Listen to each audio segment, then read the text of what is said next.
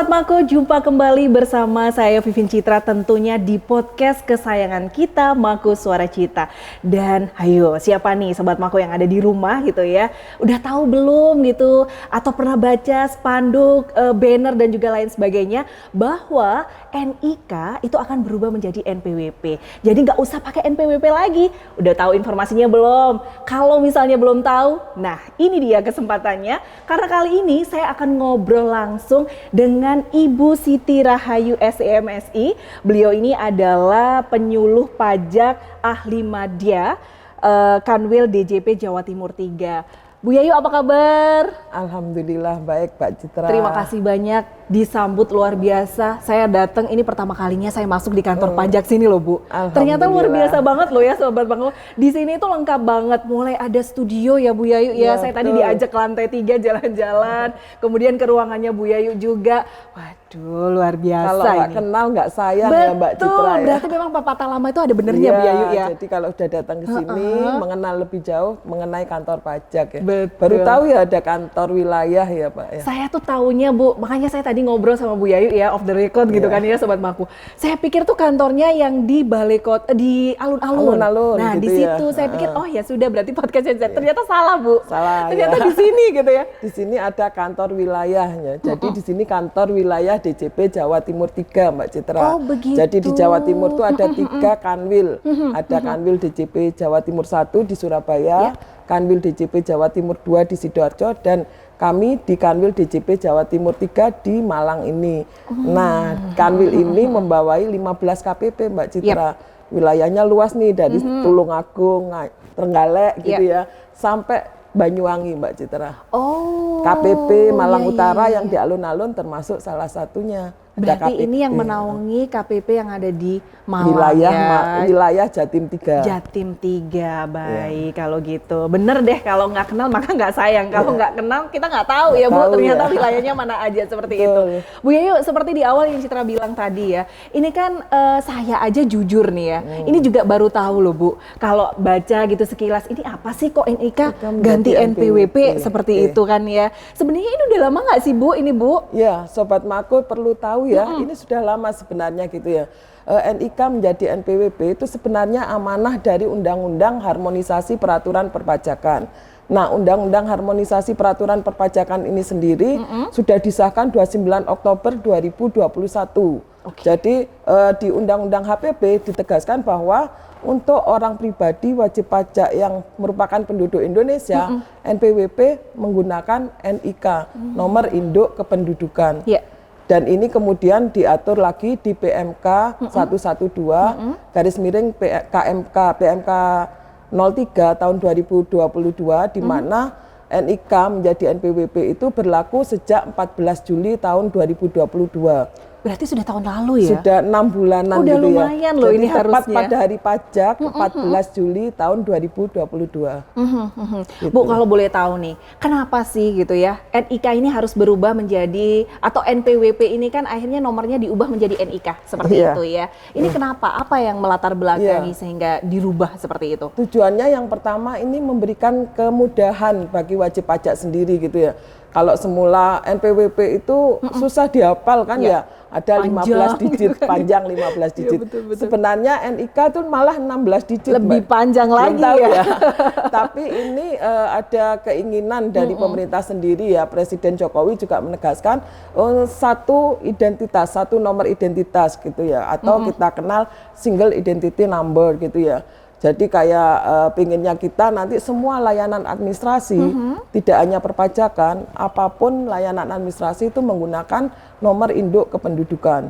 Jadi satu nomor, gitu ya. Jadi dengan demikian kan lebih mudah bagi masyarakat juga mudah, dan bagi kita integrasi data itu akan lebih valid ya datanya gitu. Berarti ini benar-benar dengan sama dengan visi misi Indonesia, bahkan Kota Malang juga untuk Indonesia satu data. Ya, betul seperti itu ya Bu ya. Satu data. Oke.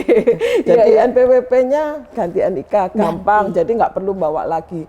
Kalau NPWP ditanya NPWP-nya berapa, susah gitu ya. Terus masih nyari-nyari, saya sering kayak gitu loh Bu Yayu. Jadi kalau misalnya ditanyain gitu, NPWP-nya mana? Aduh masih nyari-nyari lagi.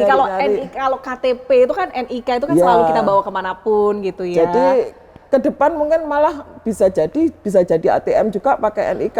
Kan gampang gitu ya. Jadi itu pengennya satu identitas, satu nomor identitas gitu. Jadi ini memang adalah salah satu terobosan gitu ya untuk mempermudah masyarakat tentunya.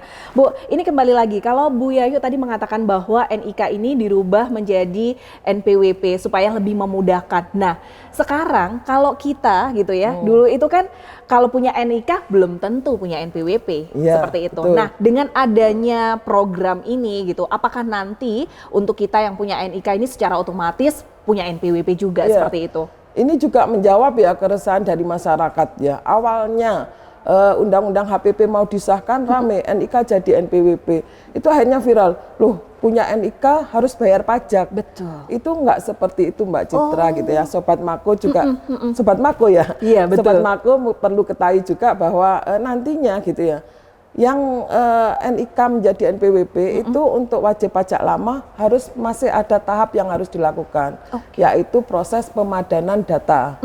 Jadi NPWP-nya sudah punya. Betul. Nah, NPWP ini nantinya kan tidak akan berlaku lagi. Nah, itu harus dilakukan pemadanan data. NIK-nya diaktifasi atau dilakukan pemadanan data sehingga NIK menjadi NPWP. Nah, NIK menjadi NPWP ini untuk wajib pajak masih berlaku sampai tanggal 23 Desember nanti tahun ini gitu tahun ya. 2023. Per 1 Januari 2024 itu full semuanya harus menggunakan NIK. Jadi inilah saatnya ya bagi semua wajib pajak untuk melakukan pemadanan data. Nah, terhadap wajib pajak yang lain, NIK lahir punya NIK harus bayar pajak. Tidak, karena pajak itu nanti harus punya NPWP, harus mendaftar kalau sudah memenuhi syarat subjektif dan objektifnya. Subjektifnya apa? Dia penduduk Indonesia, itu satu. Objektifnya apa? Punya penghasilan. Penghasilannya berapa? Di atas PTKP baru bayar pajak. Nah, kalau sudah memenuhi syarat subjektif dan objektif tadi, daftar untuk mempunyai NPWP. Nah, kalau daftar itu nanti otomatis NIK-nya sudah diaktifasi menjadi NPWP. Jadi ada tahapannya, nggak perlu khawatir nanti takut loh Bu. Orang-orang langsung, aduh nanti anak saya kena pajak nih karena NIK berubah menjadi NPWP. Jadi hebohnya seperti itu, padahal tidak. Tetap harus registrasi dulu daftar NPWP untuk wajib pajak baru. Nah, kalau wajib pajak lama harus lakukan pemadanan data. Nah, inilah pentingnya informasi ya Sobat Mako ya untuk kita supaya nggak panik dulu gitu kan kalau seperti ini. Bu, ngomongin masalah pemadanan data seperti itu. Ribet nggak sih nanti Bu kita Bu? Enggak, sebenarnya pemadanan data kita sangat mudah gitu ya. Kalau di baliho sering dilihat ada 4 langkah mudah gitu ya. 4 langkah mudah. Satu apa? Satu, kita coba login dulu. Kalau biasanya wajib pajak itu sudah lapor SPT kan sudah biasa ya? Login di laman DJP. Ya, login dulu. Setelah masuk nanti coba pakai NIK-nya. Pakai NIK-nya. Nah, kalau pakai NIK berhasil itu artinya NIK-nya itu sudah valid. Udah benar. Sudah valid gitu ya, sudah valid. Nah, kalau nggak bisa, coba masuk lagi pakai NPWP. Itu langkahnya ya, masuk pakai NPWP. Tentunya nanti pasti ada passwordnya ya. Nah, ada password, terus masuk, ketik, cari ubah profil. Nah, setelah itu ketikkan NIK-nya. Jadi NIK-nya dimasukkan, terus klik tombol validasi. Nah, itu sudah bisa. Nah, dua-duanya baik sudah bisa dari awal maupun langkah yang kedua tadi, lanjutkan dengan pemadanan data yang lain. Cek emailnya, nomor HP itu yang perlu diperbaiki. Kalau sudah benar, klik ubah profil. Terus ada lagi kode usaha, kode lapangan usaha atau kita sebut KLU, itu juga harus diperbaiki. Terus yang selanjutnya ada data keluarga. Itu harus dimasukkan satu persatu. Nah, makanya untuk memasukkan itu perlu kartu keluarga ya. Kartu keluarga itu nanti ada nomor kartu keluarga yang harus dimasukkan, kemudian ada NIK per masing-masing anggota keluarga. Jadi syaratnya gampang, cuma siapkan kartu keluarga. Jadi ini memang tidak bisa dilakukan secara otomatis ya, Ya, harus memang. harus Makanya tetap. tadi kalau Bu Yayu bilang nggak semua yang baru lahir terus langsung kena, karena ini ada langsung tahapannya jadi ya. punya Betul, NPWP, betul, betul. jadi wajib pajak tidak gitu.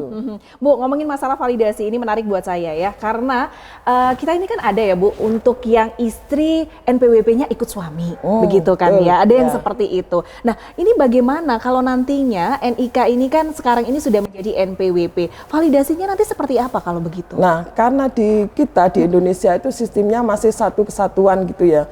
Jadi satu identitas. Maka yang perlu melakukan validasi hanya si suaminya aja gitu. Jadi satu di suami aja, nanti masukkan NIK-nya. Dan terhadap istri nanti kan otomatis dimasukkan di data tambahan tadi. Betul. Kartu keluarga tadi dimasukkan, NIK istri masuk di situ. Oh, itu pentingnya kita memasukkan data keluarga Betul. tadi ya. Atau ada anak juga ya, misalnya di bawah 17 tahun masih jadi tanggungan. Betul. Punya penghasilan tapi gitu, anak-anak milenial sekarang kan ya generasi bisa Z jadi ya Bu. YouTuber, Ya, betul. bisa jual Vlogger online gitu, gitu ya. ya. Kreativitas mereka tinggi, menghasilkan uang, itu masih masuk di ayahnya nanti, di NIK ayahnya. Jadi istri tidak perlu lagi membuat Iya. begitu ya Bu. Kecuali ada pemisahan harta atau melaksanakan kewajiban perpajakan secara terpisah. Betul. Misalnya suami istri sama-sama PNS tapi punya NPWP masing-masing. Iya. Nah, itu masing-masing lakukan validasi. Oh, karena sama-sama bekerja dan Sama-sama berpenghasilan, punya, ya betul. sebenarnya sama-sama bekerja dan berpenghasilan itu masih bisa jadi satu. Oh. Kalau memang NPWP-nya satu. Satu. gitu. Tapi Oke, kalau oke. memutuskan terpisah nih, misalnya, atau punya perjanjian nikah, Oh iya, perjanjian pranikah pisah gitu ya, harta betul, betul. itu harus sendiri-sendiri. Oh baik, ya. Aduh ini nambah lagi nih ya, nambah lagi ilmu baru buat Citra, wawasan baru lagi tentunya untuk Sobat Mako yang di rumah juga. Nah itu tadi untuk yang suami istri, sekarang pertanyaannya Bu Yayu, bagaimana kita yang belum punya NPWP? Nah, kalau belum punya NPWP kan bukan wajib pajak ya, tapi kita misalnya nggak punya NPWP, tapi sudah punya penghasilan nih, Iya. Penghasilanku di atas PTKP, maulah mendaftar untuk punya NPWP. Nah, karena mendaftarnya baru, Iya. maka otomatis nanti akan mendapatkan nomor, selain nomor yang 15 digit NPWP, Betul. tetap NIK-nya itu sudah diaktifasi. Jadi otomatis NIK itu sudah menjadi NPWP. Nggak perlu lagi pemadanan data gitu ya. Jadi proses pemadanan datanya sudah waktu registrasi tadi gitu. Oh, Jadi baik, mudah baik, gitu. baik. Jadi langsung gitu ya, daftar sudah dapat 2 nomor, NIK otomatis masuk, tapi tetap masih dapat NPWP. Dan NPWP ini berlaku sampai 31 Desember 2023. Oh, iya. Karena memang NIK menjadi NPWP itu masih terbatas penggunaannya sampai 31 Desember 23 ini. Jadi masih hanya untuk login di DJP online. Oke. Ini kalau ini kan sudah dari 2022 ya Bu ya, Iya. dari 22 tahun kemarin lah istilahnya Iya. sampai sekarang. Ini kalau ada nggak sih Bu datanya udah berapa gitu, udah lumayan nggak sih yang Nah, ikut ini, yang udah daftar login gitu? Makanya kita sounding terus-menerus gitu ya terkait NIK NPWP karena data kita itu masih nggak semua, masih perkembangannya itu mungkin sekitar 50% lah wajib pajak yang sudah melakukan validasi. Itu jadi makanya kita himbau, ayo terutama Sobat Mako nih yang sudah punya NPWP, mari lakukan pemadanan datanya. Oke, baik. Karena memang terakhir nanti di tahun ini ya Bu ya? Ya 2023, tapi jangan nunggu sampai terakhir. Betul. Jadi kebiasaan kita Mbak Citra ya, kalau nggak last minute nggak selesai gitu ya. SKS sistem kebut SKS semalam sistem gitu ya kebut Bu ya? Khawatirnya ya nanti lupa gitu ya. Iya. Dampaknya apa kalau lupa gitu ya? Nggak melakukan pemadanan data. Ini dampaknya kalau ASN misalnya ya, NPWP sudah nggak berlaku tanggal 31 Desember 2023. Betul. Lupa nggak lakukan ya, tanggal 1 nanti bisa nggak gajian loh Mbak. Nah, ini gawat Bu kalau nggak gajian Iya. ya. Ayo Bapak bisa Ibu nggak ya gajian ya. dari rumah Kenapa? ya. Karena di sistem gaji ya, Iya. kalau mau gaji itu kan aplikasinya itu ada masukkan NPWP Iya. karena terkait pemotongan pajak, jumlah pajaknya berapa, terus yang ditanggung pemerintah pajaknya berapa Iya. gitu ya, itu kan ada. Nah kalau NPWP-nya nggak ada kan nggak bisa dilakukan, nggak dibayar Mbak sama bendaharanya. Nah, mau nggak Sobat siapa Maku? yang nggak mau gajian jangan validasi. Tapi kayaknya nggak mungkin Bu, Sobat Maku pastinya nunggu tuh selalu gajian jadi kan. Jadi ini untuk ASN ya mungkin yang pihak lain misalnya wajib pajak mau ekspor impor misalnya sudah usahanya di bidang itu tetap perlu NPWP. Iya. Nah sementara NPWP-nya nggak bisa dipakai. Betul. Tapi NIK-nya juga belum divalidasi, belum dipadankan dengan data yang ada, nggak bisa dipakai, nggak bisa transaksi Mbak. Gitu. Aduh, bisa menghambat ini semua Iya. ya. Karena sekarang memang rata-rata semua NPWP ya Bu, ngurus rumah aja NPWP seperti itu. Nah Bu, ini kenapa sih baru sekarang gitu yang akhirnya NIK ini menjadi NPWP? Sebenarnya proses di pajak sendiri dari awal ya kayak seperti nomor objek pajak itu pengennya memang seperti itu. Tetapi kenapa baru sekarang? Ini kita mungkin dari sejarahnya ya riwayatnya itu Presiden Jokowi sendiri baru menetapkan peraturan presiden itu kalau nggak salah peraturan presiden nomor 83 tahun 2021 yang menentukan mewajibkan semua layanan administrasi nantinya pakai satu nomor, nomor induk kependudukan. Nah dari Perpres itu kemudian diterapkan di Undang-Undang HPP yang saya sebutkan tadi. Undang-Undang HPP juga tahun 2021. Nah setelah di Undang-Undang HPP sudah ada pelaksanaannya pakai apa? PMK 112 tadi untuk memberikan kepastian hukum bahwa NIK sudah menjadi NPWP per 14 Juli tahun 2022. Oke, baik. Lantas apa sih Bu manfaatnya nih ya kalau misalnya kita menggunakan NIK ini untuk NPWP apa gitu? Nah, manfaat yang jelas ya tadi ya. Gajian ya. Kalau tadi masalah gajian langsung cepet gitu ya. Tapi yang jelas kalau satu identitas bagi wajib pajak sendiri pasti lebih mudah. Betul. Sekarang kalau ditanya NPWP-nya berapa, Aduh, nggak tahu. bingung cari-cari Betul, gitu ya. betul. Sekarang nanti kalau sudah jadi satu, ini jadi secara administrasi bagi wajib pajak pasti mudah. Satu nomor. Dan nantinya ini juga tidak hanya di pajak Mbak. Nanti layanan keuangan lainnya, perbankan, kemudian ekspor impor, perizinan usaha itu nanti pakai satu identitas NIK. Mudah kan bagi wajib pajak gitu ya. Betul. Bagi instansi sendiri tadi Mbak Cita sempat di Pemkot dulu juga ada satu data ya. Malang satu data. Malang satu data supaya apa? Terkait pajak kita bisa lihat potensi pajak mungkin seperti itu ya. Di pajak seperti itu juga gitu ya. Kalau semua satu data keuangan, non keuangan pasti wajib pajak itu nggak mau macam-macam Mbak. Jadi nanti akan meningkatkan kepatuhan pajak, meningkatkan penerimaan pajak. Betul. Dengan adanya ini tuh kayak gini nggak sih Bu? Jadi orang itu bisa tahu mana yang wajib pajak. Masih ada yang suka nakal nggak sih Bu? Harusnya udah bayar pajak tapi misalnya nggak mau bayar gitu. Nah itu, setelah adanya satu data pasti nggak bisa lagi nakal Mbak. Ya karena apa? Mau beli rumah, datanya sudah terintegrasi ke kita tahu. Beli rumah dari mana sih? Penghasilannya berapa? Nah, beli rumah 5M, tapi yang dilaporkan penghasilannya cuma 100 juta setahun, kan nggak mungkin gitu ya. Iya, Jadi betul. Makanya arahnya nanti kepatuhan wajib pajak meningkat, penerimaan meningkat. Kalau penerimaan meningkat, pajak kuat Indonesia maju, Mbak. Nah, padahal kan pajak itu juga untuk kesejahteraan masyarakat juga seperti itu ya, Bu ya. Baik. Oke, Bu Yayu, untuk saat ini dari pajak sendiri, ini kan sudah dari tahun lalu gitu ya. Lebih ke kayak gimana sih Bu untuk mensosialisasikan ini supaya masyarakat lebih paham lagi? Ini kan terakhir di tahun ini nih Sobat Maku ya. Kalau dari pajak sendiri, langkah apa yang dilakukan untuk bisa mensosialisasikan NIK menjadi NPWP? Banyak langkah yang kita lakukan, Mbak, terkait sosialisasi atau mensosialisasikan. Di kami ada tim penyuluh pajak juga, di kantor pelayanan pajak ada. Kami sering mengadakan kerjasama dengan instansi, lembaga, ataupun asosiasi untuk menyampaikan ini gitu ya. Menyampaikan bahwa penting untuk melakukan pemadanan data terkait NIK menjadi NPWP ini. Itu yang secara langsung gitu ya. Ada juga melalui medsos kami gitu ya. Ada medsosnya? Ada medsosnya, baik Instagram gitu ya.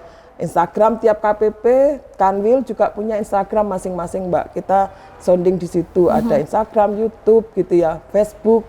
Kemudian kita juga mengadakan ini kerjasama dengan Pemda ya. Pemda juga kita bersurat ke Pemda ya. Bahkan langsung Mbak ini Pak Dirjen yang kirim surat ke Pemda gitu ya untuk memberikan untuk memberikan instruksi kepada pegawai di Pemda untuk melakukan validasi atau pemadanan data ini gitu. Terus kita juga seperti yang Mbak Citra lihat itu baliho, videotron, leaflet, banner itu kita juga naruh beberapa standing banner di tempat-tempat yang strategis atau di instansi-instansi lain, Mbak, di bank gitu kita beri seperti itu.